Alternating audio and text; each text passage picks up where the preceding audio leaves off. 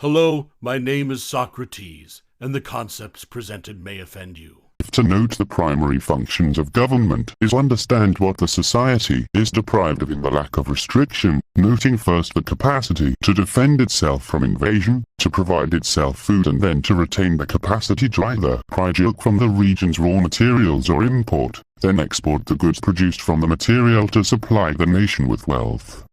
These are speculations from the capitalistic perspective, shedding light shaming bad ethics of the state which would disobey these principles. The intention of the governing body is like a parent raising a child.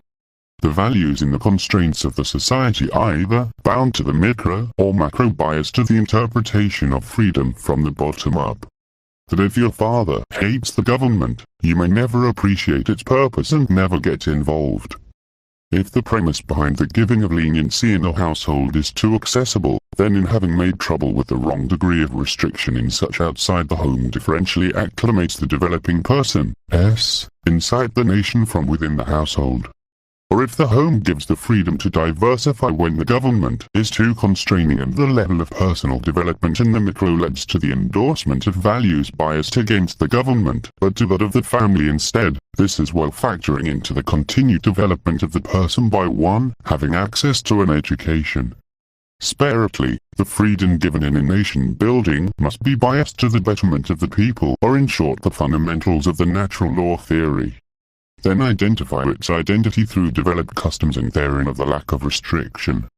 As well to create from disruption customs and in such guide leniency towards the freedoms through the restraint on restriction. Principally to identify these practices through a constitution, in part with the concept of a moral constitution, wherein the party notes that any one thing is bound to either restriction or freedom through moral custom. These customs revolving around the spiritism from fiction noted in other nations, preventing disruption from theirs through amendments to a constitution, or in precedence when speculating on the law wherein the common law becomes statute.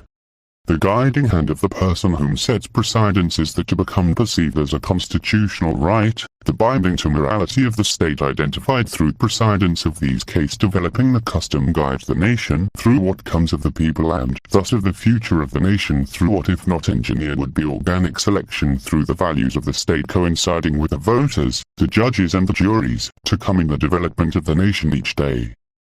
Thanks for listening. Click the like or subscribe buttons to support this channel.